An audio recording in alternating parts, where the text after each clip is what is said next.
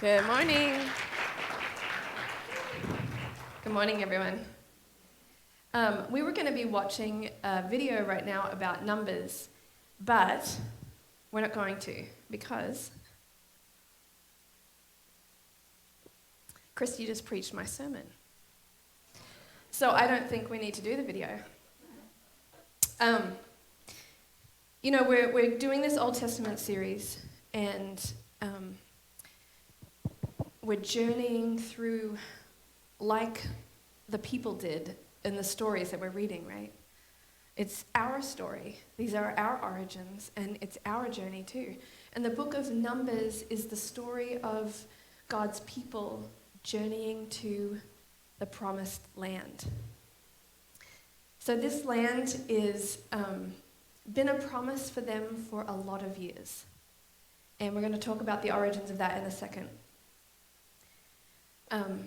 But I wanted to talk, so I'm just going to summarize the Numbers video. I feel a bit loud. Am I loud? No? Okay. There's reverb. Oh, that always makes me sound better, so stick with that. So let's see if I can summarize it really quickly without... The video is fantastic, by the way. Those Bible Project videos are so good. Maybe Kurt will show this one next week. The people of Israel ended up in Egypt because God took them there, right? There was a famine in the land, and God took Joseph there and brought his people in and provided them for them. But God never told them to stay. Sometimes when God provides for us, we set up camp and we never move, don't we? So 400 years pass, and a Pharaoh comes into power who did not know Joseph and did not care about the story. And he saw all of these Israelites being abundant because God's blessing was on them. And he thought, I better enslave those people quick or they will take over. And it looks like some of the pyramids and all the things that we see may have been built by the slaves who were God's people. It's crazy, right? But it was hard. It was horrible there. They had to build bricks with barely any supplies. It's hot. I've never been. Who's been to Egypt? My gosh. Hot.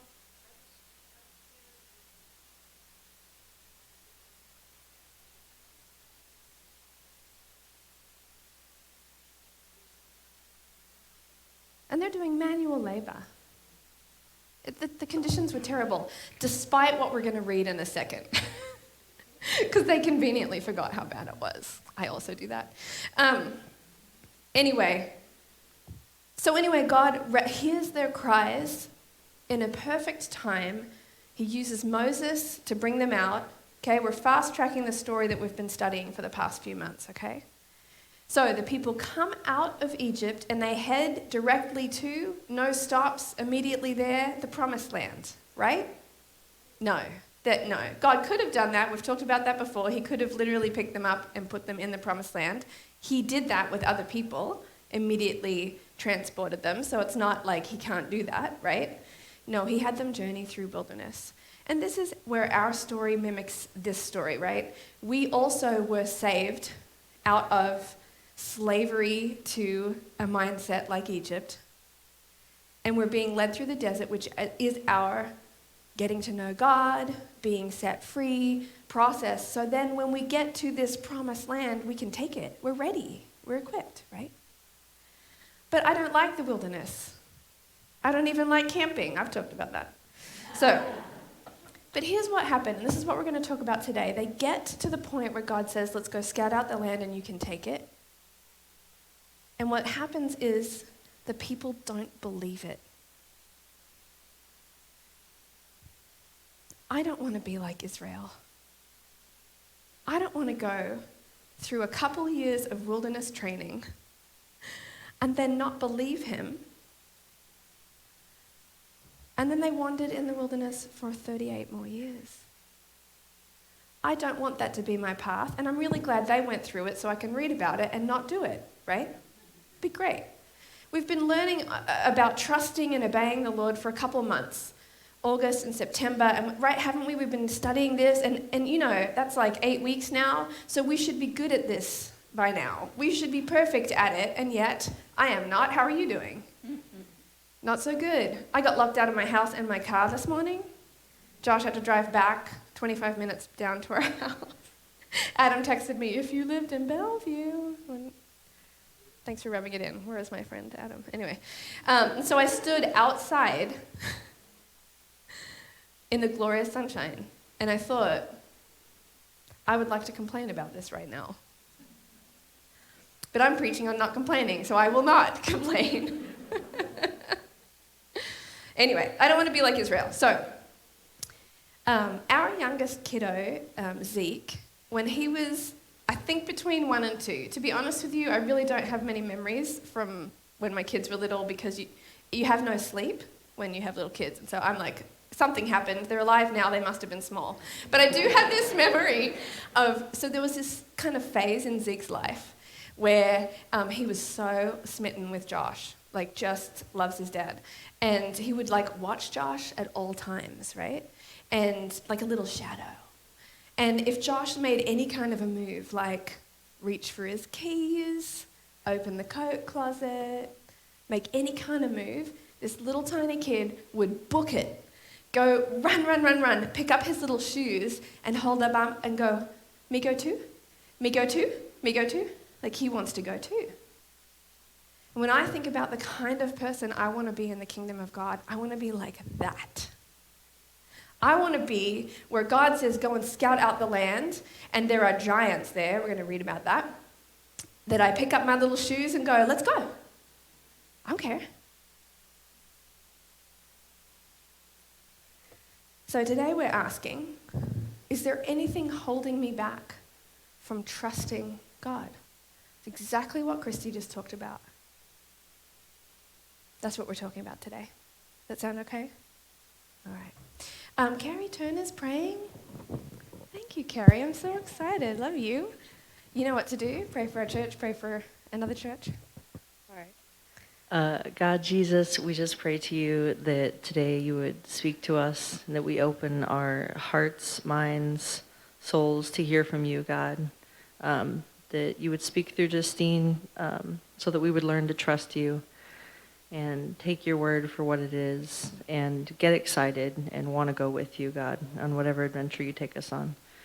God, I pray to you for Colbert Chapel in Spokane, and that they would hear your word today, God, as well. And that all churches around the world, God, would hear your word and open their hearts to trust you and follow in whatever you would have them do. In Jesus' name we pray, amen. Amen.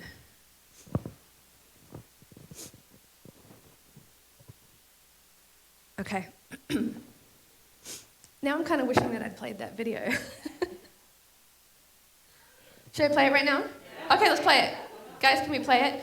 I'm going to play it until a certain point, and then I'm going to say, no, let's just play the whole thing. Go for it.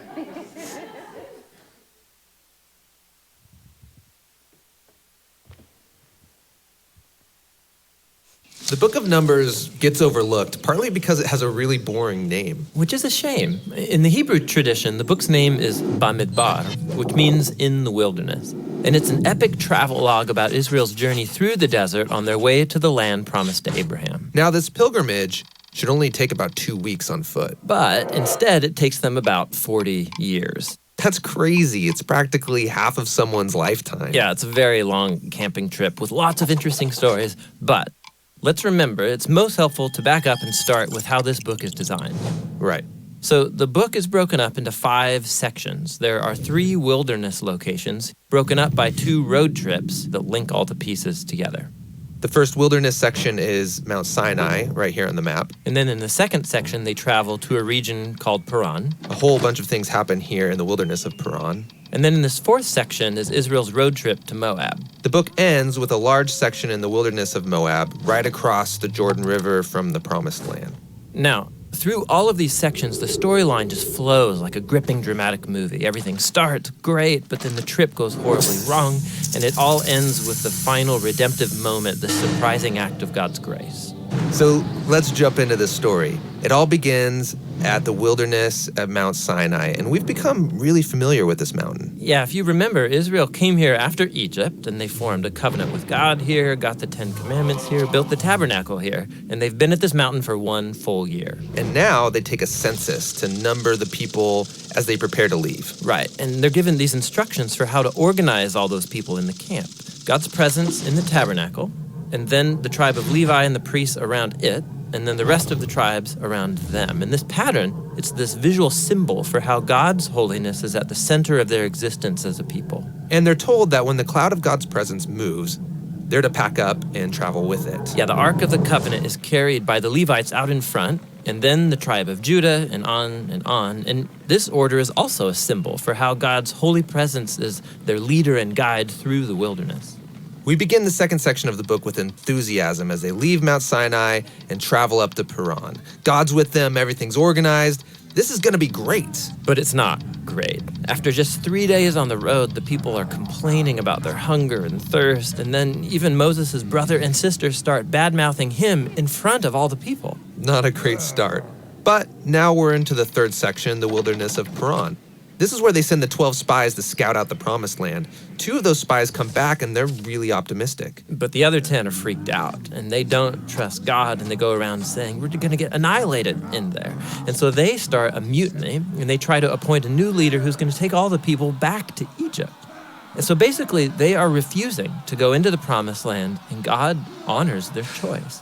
He says that this generation is going to wander for 40 years and die in the wilderness, and only their kids will get to enter the promised land. You know, this story here gets brought up many times in the Bible by different authors. Yeah, and it always serves as a reminder that while God remains faithful to his people and his promises, he will honor their choices. He'll let them waste their whole lives if they choose to live in rebellion. Okay, so the trip's been a disaster so far. And it gets worse here in this fourth section as they're traveling to Moab. Even Moses has a moment of rebellion and is disqualified from entering the promised land. Then there's another rebellion among the people that results in this snake attack. And what makes all these rebellions even worse is that every step of the way, God has been providing. He's been offering forgiveness. He's been giving them food and water and this crazy stuff called manna. Yeah, what is that stuff? Yeah, no idea. But in spite of all this, they keep complaining, and they say that they wish they had died in slavery in Egypt. If I was God, I would just give up on these guys. You would think.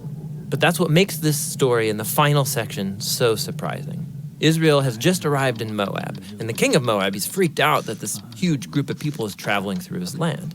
So he hires this pagan sorcerer named Balaam to pronounce curses on them. This guy means business. Yeah, and so Balaam, he says, okay, I'm going to pray to the Hebrew God, and let's see what happens. And 3 different times he attempts to curse them, but each time he finds that he can utter only blessing. Most surprising is the last blessing, where he prophesies that out of Israel will rise a victorious king. And this king is somehow going to be connected to God's promise to Abraham to bless all nations through this family. So here's Israel rebelling down in the camp, totally unaware that up in the hills, God is protecting and even blessing them. The book ends here in Moab. Israel's getting ready to go into the promised land. They count up everyone again, just like at the beginning. They're leaving the old generation behind, including Moses. But before they leave Moses, he gives them his last words of warning and wisdom. And that speech is what the next book, Deuteronomy, is all about.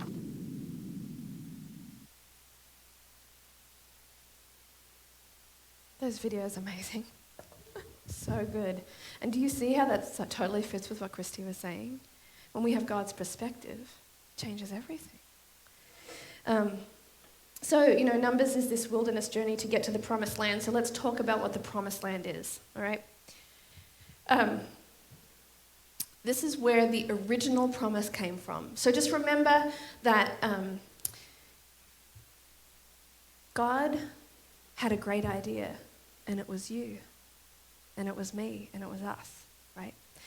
And he made this place to house us and to have a relationship with him. And then we were like, we don't need you. And that's our history. Started with Adam and Eve, then the time of Noah, and then there was just an era of time where people worshipped whatever they could conjure up in their minds. They had gods of rivers, gods of trees, gods of the sun, gods of the night. They had gods. They just, because you guys, inside of us is a desire to worship the one who created us, and so we keep trying to find something to worship. It's just in us. We can't escape it, right? And then there was this guy, Abram, later called Abraham, who instead of being focused in on trying to find solutions, he was looking out, saying, I want to know whoever made this. I want to know whoever made me, right? And God responded. Yahweh said to Abram, go out from your land, your relatives, and your father's house, to the land I will show you. I will make you into a great nation. I will bless you. I will make your name great, and you will be a blessing. This is God having a relationship with a human. Isn't that cool? It's amazing. And then the promise gets repeated with Abram's son, and then his grandson. So you'll see that same kind of thing repeated for Isaac and Jacob, and then it's repeated for Moses and the Hebrews. I am Yahweh. I will free you from your oppression and will rescue you from your slavery in Egypt. I will redeem you with a powerful arm and great acts of judgment. I will claim you as my own people, and I will be your God. I will bring you into the land I swore to give to Abraham, Isaac, and Jacob. I will give it to you as your very own possession. I am Yahweh. I have come down to rescue them from the power of the Egyptians and to bring them from that land to a good and spacious land, a land flowing with milk and honey. P.S. There are people already living in it. That's what all those ites are at the bottom. So you can see that this has been a very long-awaited promise. Kind of like, I don't know. Did you ever dream, this is random, I may get in trouble for this, but did you ever dream as a kid that you belonged to a different family? Is it just me? Anyone else? You're like, I think one day they're going to come and say, you're actually a princess, you're actually royalty, and you own a country, and there's a palace for you. Anyone else? Was it just a few? Excellent. I just always thought maybe there's some windfall of money waiting out there for me. That's what they had. They're like, there's this property, it's a family property, there's other people living in it, but that doesn't matter because one day this family property is totally going to be mine, right? Do you sense that? Okay. So, so the land was a literal place, but it's also a symbol. Okay. Was there anything special about the land? Did it hum? Did rocks float?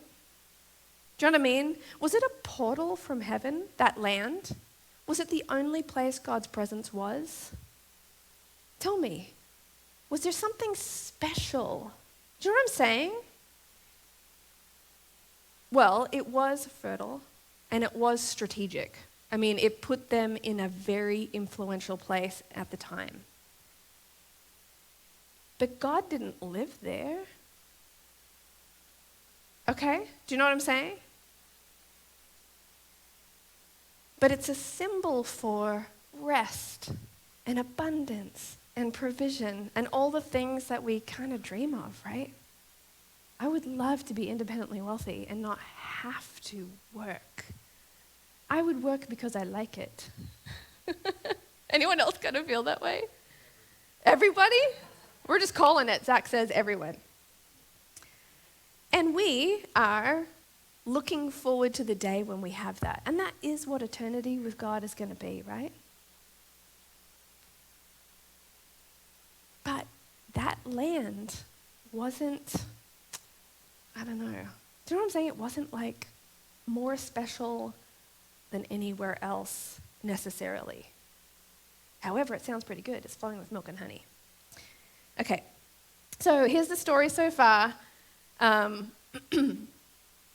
couple of weeks ago, we were with them when we melted down earrings and made a god.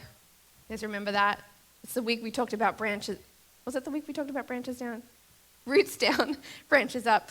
And so we're picking up right after that.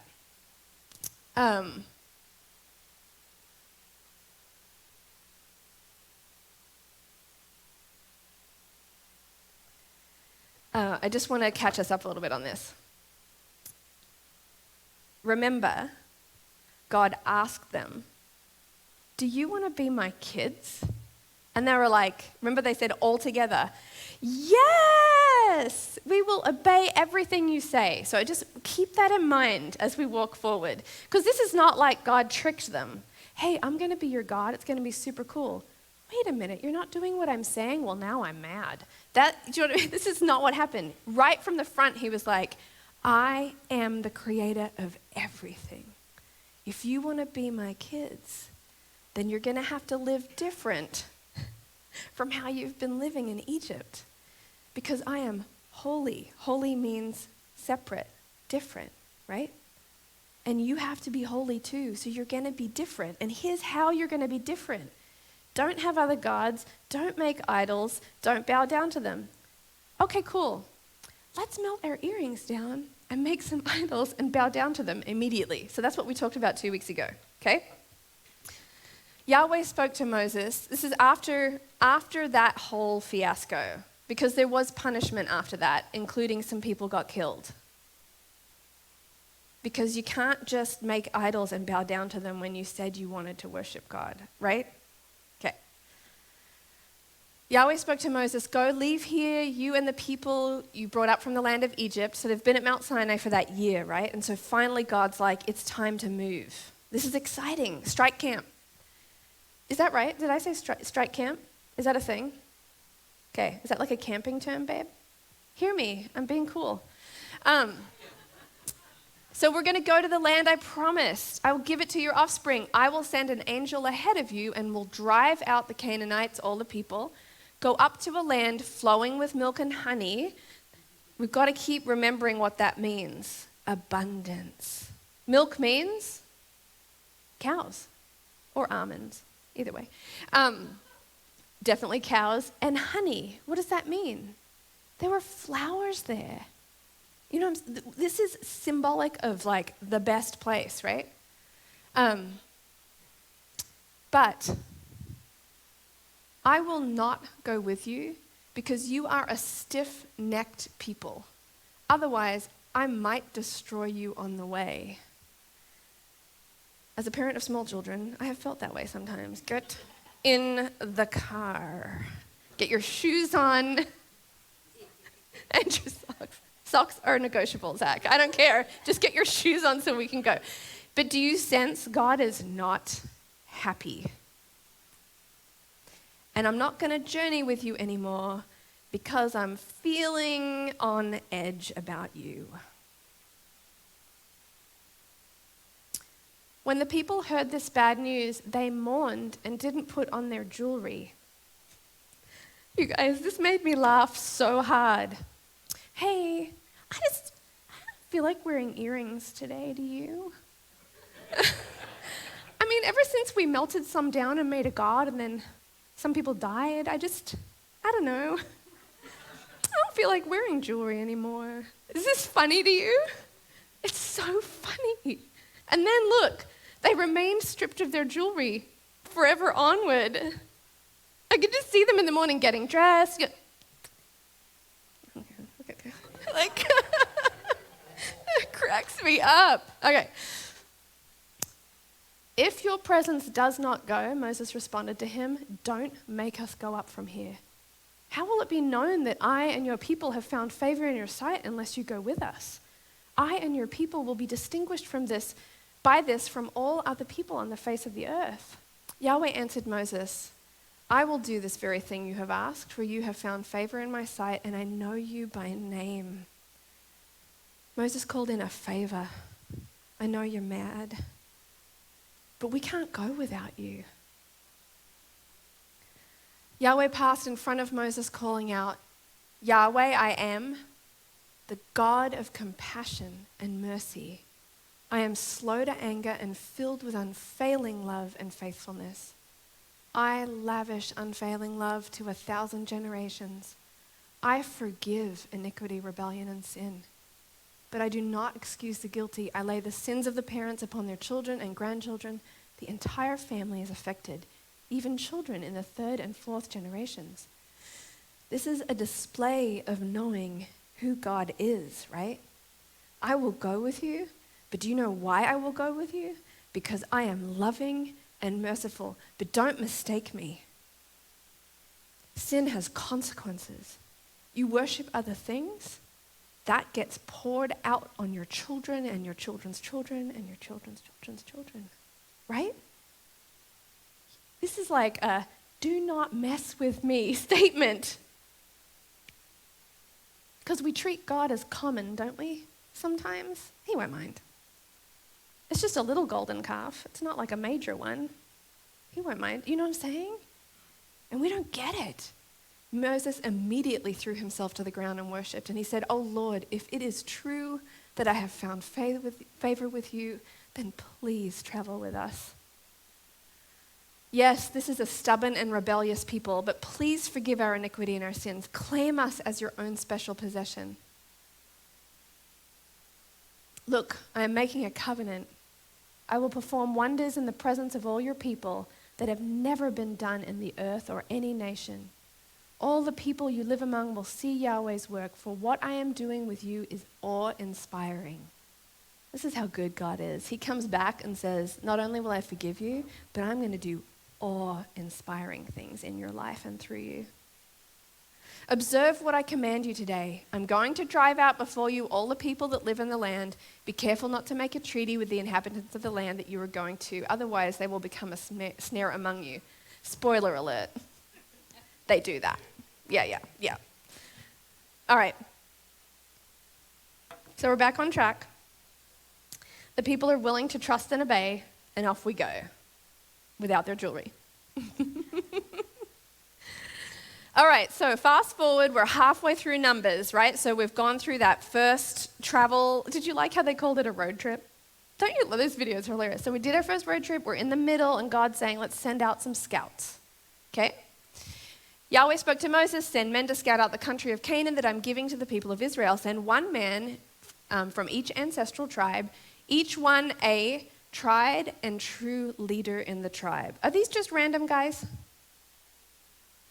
Like favored, respected, balanced people, right? Okay. Moses gave the men these instructions as he sent them out to explore the land. This is the best, okay? So guys, see what the land is like. Because you guys, there's no Google Maps back then. They didn't know. They'd been in Egypt for 400 years. They had no idea. They didn't know what was coming. This is kind of cute, right? Moses is like, take some notes for me. I'm super excited to know. Find out whether the people living there are strong or weak, few or many. I don't know that God asked him to do that.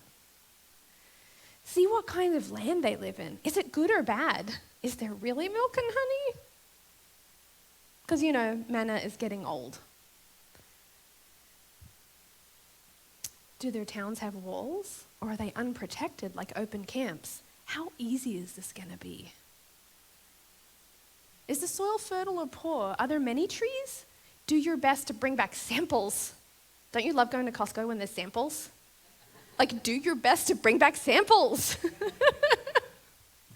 And it happened to be the season for harvesting the first ripe grapes. Oh man, this is exciting. So they went up and explored the land. They cut down a branch with a single cluster of grapes so large that it took two of them to carry it on a pole between them. That's a big cluster of grapes. I know like sometimes in drawings it's like these very large grapes that you're like, but that's not how it was. It would have been, just think, a cluster of grapes, right? A bush of grapes? Is that what you said? I don't know if that's it did look like a bush, you're right. Look, if you've been living in the wilderness a long time, doesn't grapes sound good? So good. All right. They also brought back samples of the pomegranates and figs. After exploring the land for 40 days, the men returned to Moses, Aaron, and the whole community of Israel at Kadesh in the wilderness of Paran. They reported to the whole community what they had seen and showed them the fruit that they had taken from the land. This was their report. "We entered the land you sent us to explore, and it is indeed a bountiful country, a land flowing with milk and honey. God's not a liar, it really is those things. Here is the kind of fruit it produces. But the people living there are powerful, and their towns are large and fortified. We even saw giants there, the descendants of Anak. And the Amalekites live in the Negev, and all the people. There's a lot of people. Here's our report. But Caleb tried to quiet the people. So why would he have to quiet the people? What was happening? Freaking out? So, yeah, we saw the land that God promised us, and there is milk and honey, and the grapes are impressive. We get it. However, there are giants, and it's fortified, and here are all the people and where they are. You got it in your mind? And the people were like, what? We thought God was going to drive those people out. Didn't he promise that? Didn't he promise he would drive them out? Shouldn't it be vacant? Shouldn't the houses be all set up, kind of like a prize home? Like the furniture's already in, but no one's living in it. Do you know what I mean? Shouldn't you just walk into the promised land and the fridges are stocked? You know what I mean? Shouldn't there be did you get it in your mind what they were hoping for and what they saw? And they're losing their minds. Caleb, this guy, let's go at once and take the land, he said. We can certainly conquer it.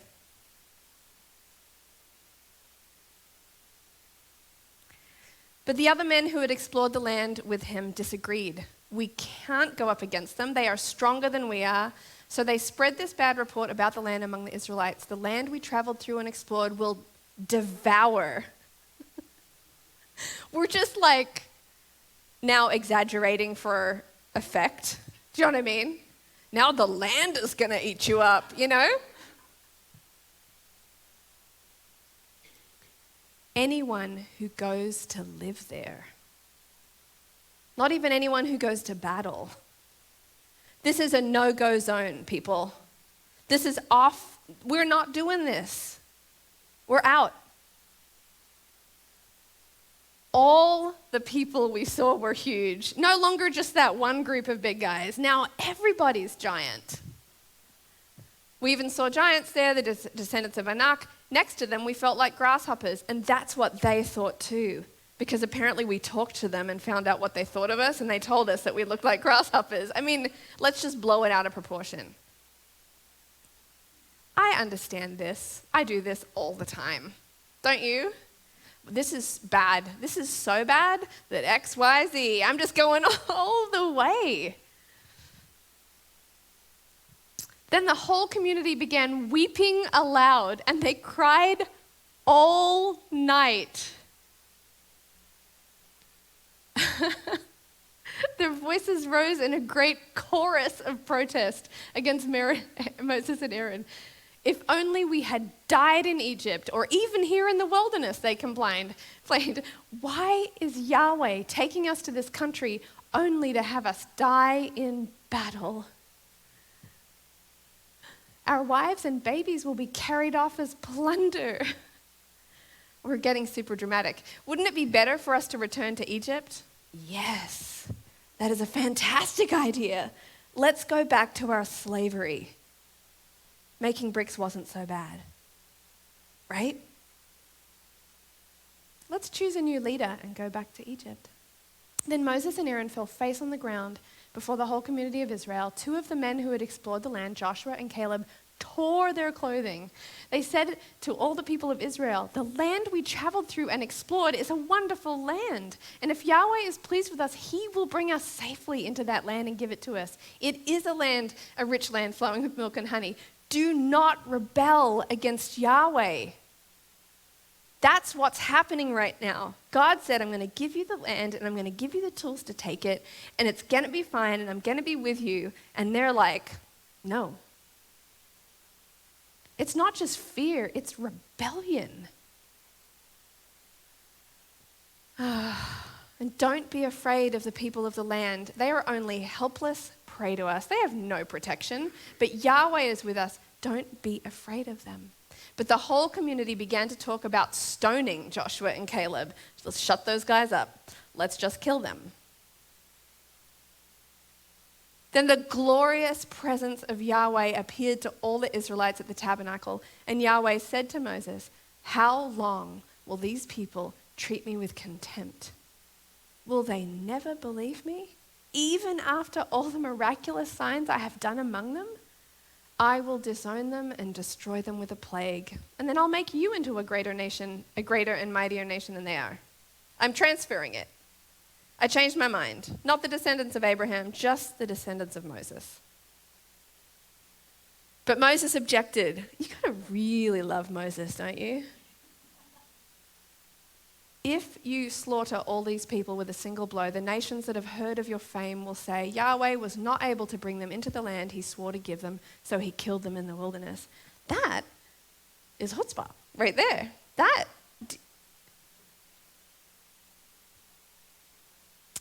"Please prove that your power is as great as you have claimed. For you said," reminder, God, "you are the one who said that Yahweh is slow to anger and filled with unfailing love, forgiving every kind of sin and rebellion. But he does not excuse the guilty. He lays the sins of the parents upon their children. The entire family is affected, even the children," right? I'm reminding you, God, word for word, this is what you said. This is who you said you are. "In keeping with your magnificent, unfailing love, please pardon the sins of this people, just as you have forgiven them ever since they left Egypt. Keep being good, God. Keep being good." Yahweh responded, "I have pardoned them as you requested, yet as surely as I live, as the whole earth is filled with Yahweh's glory, none of the men who have seen my glory and the signs I performed in Egypt and in the wilderness, and have tested me these 10 times and did not obey me, will ever see the land I swore to give their fathers. None of those who have despised me will see it. But since my servant Caleb has a different spirit and has followed me completely, I will bring him into the land where he has gone, and his descendants will inherit it." The story goes on. It's the end of Numbers. It's actually next week's soap. Keeps rolling through Numbers for anyone that's doing the soap readings. But pull out Numbers and read the end. It gets much worse. Because after this, God says, "So turn around. You're not going into the land." And do you know what they say then? "Oh, just kidding. We're totally ready to go into the land. And in fact, we're going to go into the land." And they do. And is God with them? No. It just gets worse and worse. It's very entertaining because I feel they're my people. But let's go back to this. Caleb has a different spirit and has followed me completely. That's what we're going to talk about today. 2 million of God's people said yes to God. 2 million-ish. I don't know the actual number, but that's a lot of people, even if it was like 1.5 million. They all together said yes to God, right? And then they fought him every day. "You're not good. We're hungry. We're thirsty. Remember there were cucumbers in Egypt? We should go back there. This God is no good. Let's make our own God. Let's melt down earrings." Like on and on and on and on. It's crazy town, and I do it all the time. And then this guy, Caleb, he's different. And so my question is, how the heck did he end up different? How's that possible? Have you ever hung out with negative people? And doesn't it rub off on you? I tend to be glass half full, glass half empty. There's only half a glass of water, is what I'm saying. I'm negative by personality, right, babe? I tend to swing into the doldrums very fast. And in order to counter that, do you know what I do? I hang out with positive people as often as I can. My bestest friends are the ones who make me laugh. Anyone else do that? Do you counter your personality by choosing people to hang out with that? Yeah. Or, if you like to be sad, then you hang out with your sad people, but that's a whole other day. So was Caleb just kind of born happy? Because you know those people. They're like, everything's great. I'm super positive. Use your faith words. It's going to be awesome. Do you know those people? I like them. They annoy me sometimes, but do you know what I'm saying? Like the positive people, positivity. It's good, everything's good, the sunny side of the street, the bright side of life. Do you know what I'm saying? Was Caleb that guy? How do you know? How do we know? What's going on with Caleb? Well, actually, it's pretty prescriptive. It says it right there. Caleb has a different spirit. What does the rest say? He completely obeyed God. So actually, he wasn't just Mr. Positivity. He didn't just randomly come out with a happy attitude when everyone else were just complaining, whining people. He's a covenant person. This guy is actually in a relationship with God. He said, yes, I will obey everything you say with everyone else. And then he did it. He was like, all right, God says not to do that. I won't do that. And God says to do that. I'm going to do that. And he just completely obeyed God. How cool is that? So there's two things that were going on that we're going to focus on today. Because Caleb was a man of faith. That's what we're talking about. He was a man of faith. And the people were not people of faith. That's basically what it comes down to. And so now I'm like, well, what's the secret sauce of Caleb? What can we glean from his life? Because even just on a level of my negativity, I would like to not be as negative as I tend to be. So I would like to learn from that. And also, if he was able to completely obey God, I would like to know how. Because I struggle with that. Anyone else? Where you're like, I obey God mostly and as often as I can. Right? So what's going on with Caleb? There were two things that I felt like the Lord pointed out. And so here it is. One is what they saw, and two is what they loved. So, first, what they saw. And I'm not talking about the giants. I'm talking about before that in the wilderness. Because I think the Israelites saw pain, suffering, lack, no love. I think they saw God as negligent. I think they saw God as mean-spirited. Do you know what I'm saying? I think they saw God as bad. Because anytime they hit something in the desert, this is what Kurt was talking about last week. Anytime they hit something in the desert, they're like, we're dying of thirst. We should go back to Egypt. Like any chance they can, they're going back to Egypt. Like every second of every day. It's like me when I'm camping. There's a bed waiting for me at home. I could just drive there right now. Any chance they can. Instead of saying, so Yahweh, you led us out into the wilderness and we're feeling thirsty. Humans need water to live. Do you have a plan? Where should we walk next? Where's your provision? Could you guide us? We're ready. We're listening. Because you know we're thirsty and you're a good God, so you must have a plan for us. No, that wasn't them, was it? So thirsty. They're just, yeah. The truth is what the wilderness is, and let's just tattoo it into our brains if we can. The wilderness is discipleship. Discipline is discipleship. So when God is in our lives correcting things, pointing out things that aren't quite right, and I'm like, aren't I good enough, God? Can't you love me as I am? He's wanting to heal me and move me forward and not keep me stuck in those old things, right? But I'm like, oh, God doesn't care for me because now I'm having pain again. The Israelites were being trained up to become the most powerful people on the planet. They needed that training. Like an elite athlete wants the best coach they can find, right? The best trainer in the world.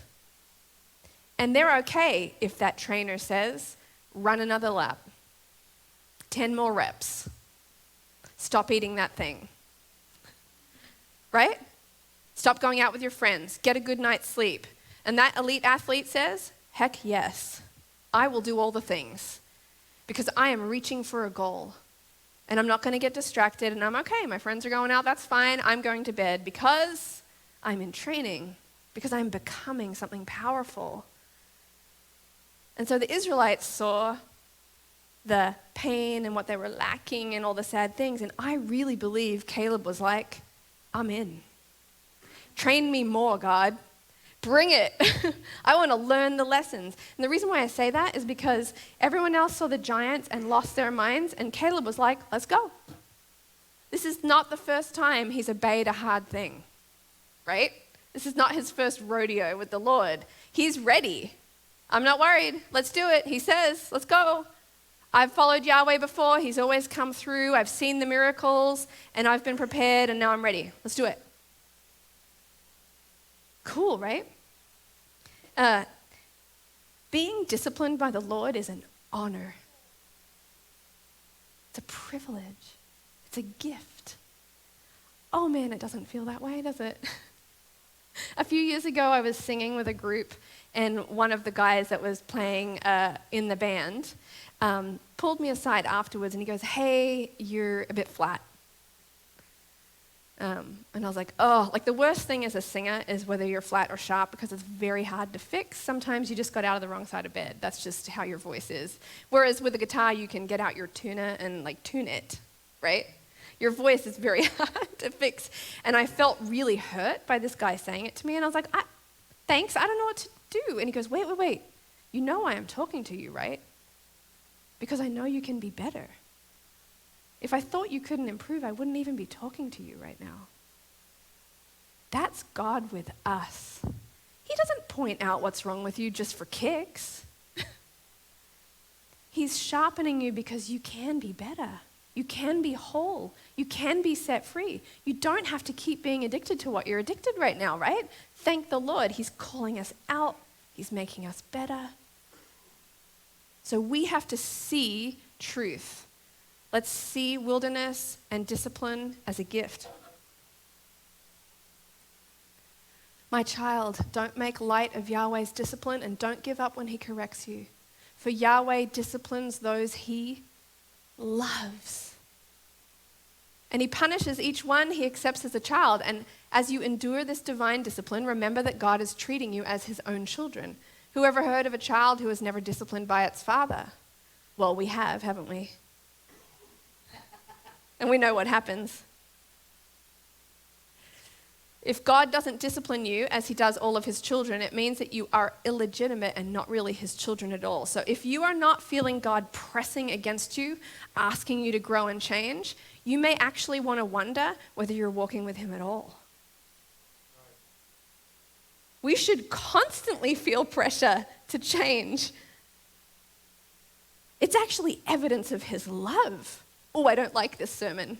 I don't like it at all. For our earthly fathers disciplined us for a few years, doing the best they knew how.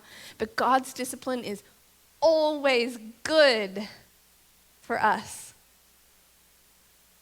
so that we might share in his holiness. No, discipline is enjoyable while it's happening. It's painful. Word. We agree, right? Yes, but afterward, there will be a peaceful harvest of right living for those who are trained in this way. Doesn't that describe Caleb? A peaceful harvest of right living. He is trained. He sees giants and he's like, that's cool. He's not naive. He's not just positive. He has peace. And he's ready to just walk into it. So, friends, take a new grip with your tired hands and strengthen your weak knees. Mark out a straight path for your feet so that those who are weak and lame will not fall but become strong. This is your call today, guys. Feeling a bit weak and not sure how to walk forward with the Lord, it's time to take up strength again. Say yes to him again. If you're feeling that he's pointing out some things in you that might need to change, it's an honor. It's a beautiful gift. It's because of love. P.S. When people point out things in you that need to change, it's typically because they're annoyed by you. Right? I just wonder if the Father would like you to change this way and this way, because I don't like that about you. We have to be so careful when we talk to each other about the things that need to change, don't we? You had better have a word from the Holy Spirit before you point out somebody else's sin, because you have a log in your eye and they have a speck in theirs, right? Jesus is clear about this. But when the Father comes and you're feeling pressure, and he's going to use people to point stuff out. I'm not saying he doesn't. But when you feel it over and over and you're like, this is a theme in my life. Yeah, I'm seeing it. I see you, God. I see you at work. And I say, yes, I'm in. I don't like the pain, but I'll do it. All right, so that was the first thing. Second thing is what they loved. Okay. This is a quick one. What did Israel love? What did they love? Cucumbers. They loved cucumbers so much. Comfort. Oh, they loved comfort. That's why they're my people. They're my people. I love comfort. What else did they love? That land. Didn't they love that land? The promise that was given to our forefathers. Can you imagine what it would be like? It's not like this wilderness at all. It's going to be so good. You guys, there's going to be a mansion with my name on it. The fridge is going to be full. Right? This dream they had. So exciting. Because the land is what I hope in. And the land is my future. And the land is my identity. And the land is my everything. And so when I finally get the report that it's not a place I can just walk into easily, I am offended by this because my dream is not coming true. It's kind of like when you read a book and then you watch the movie and you're like, that movie did a bad job of that book. That's what just happened to them because they have been dreaming as they're trudging through the wilderness. Oh, that land. They loved the land more than they loved God. They just did. They loved it. They loved his promises more than the one who made the things. They loved things. I'm really seeing in Caleb's life that he actually just loved God.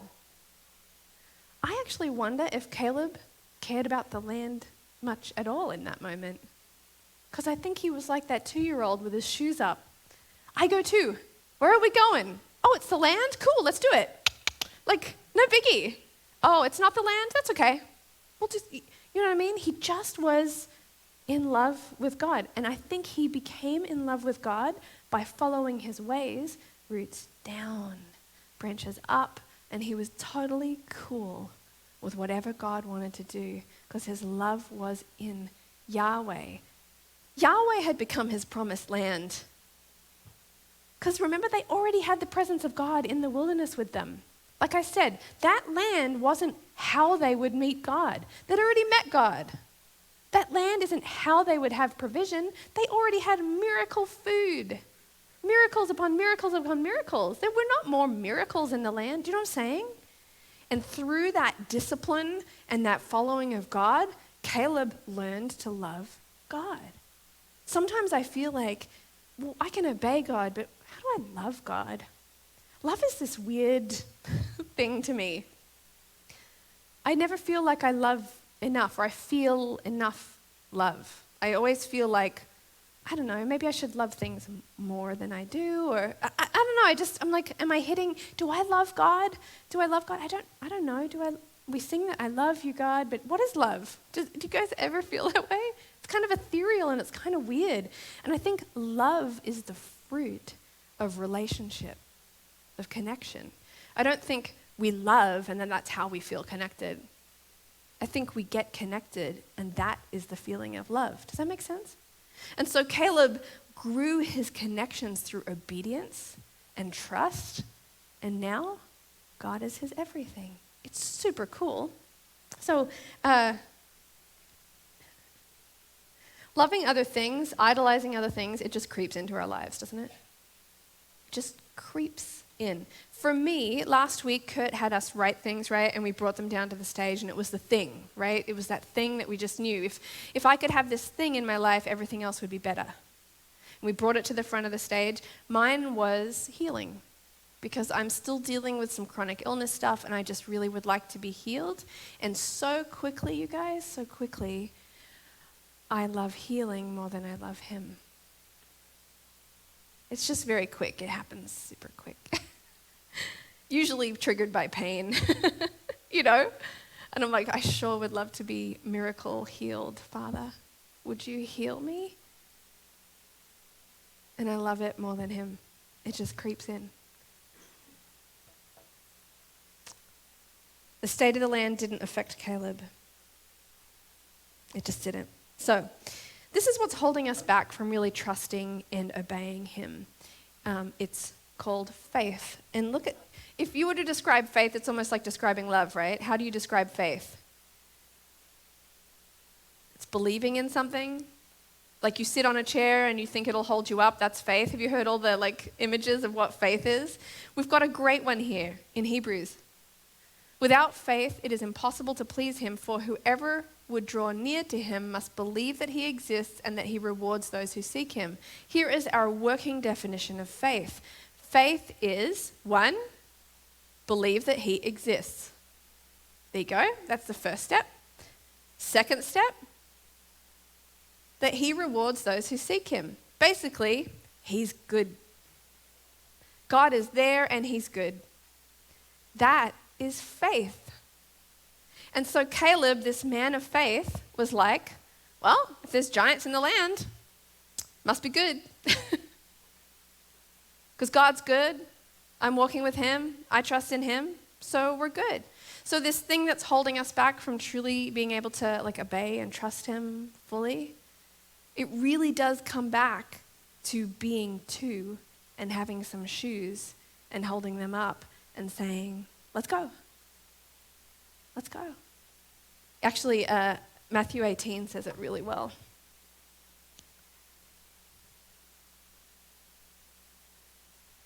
This is Jesus saying, learn this well. Unless you dramatically change your way of thinking and become teachable and learn about heaven's kingdom realm with the wide-eyed wonder of a child, you will never be able to enter in. I think that's our call today, to become like children, where we simply obey and we believe that he's good and the giants won't matter. Does that make sense?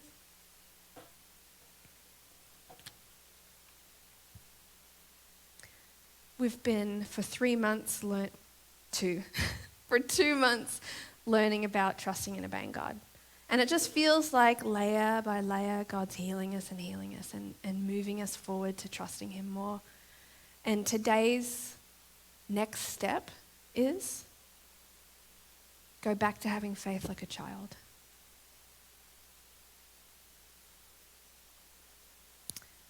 And so, let's pray.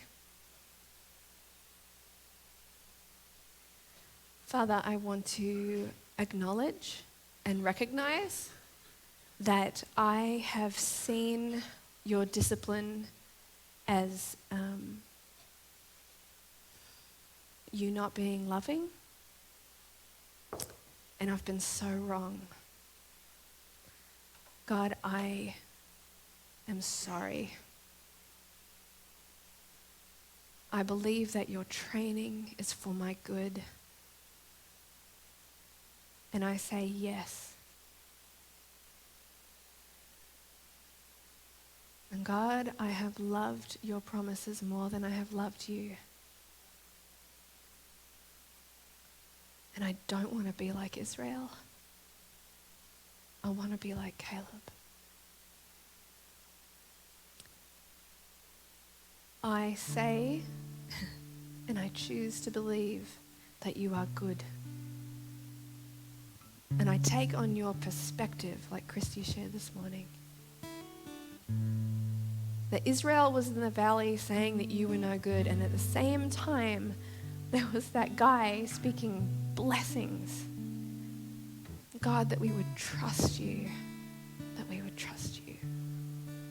Give us the ability to have faith, Lord, beyond our natural ability. And call us wherever you want us to go.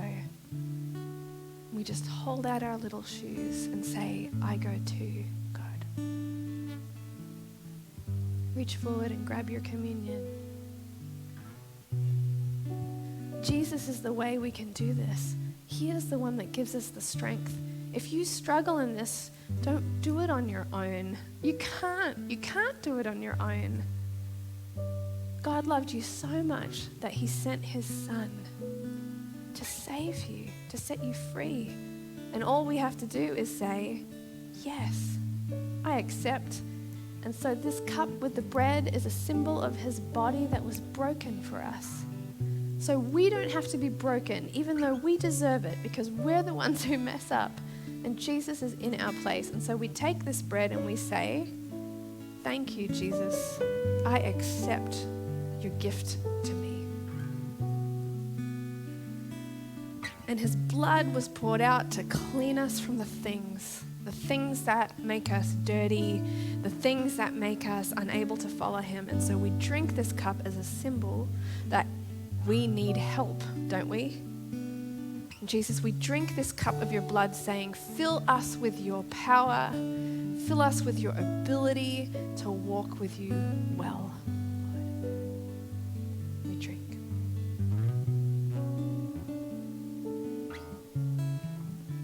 We're going to sing a song. And if you would, if it feels right to you, picture yourself holding out your little shoes and saying, I go too. No complications, childlike faith. I'm not going to let the giants worry me. I go too, God. Take me wherever you're going. I just want to be with you. It doesn't matter where you're going. I just want to be with you.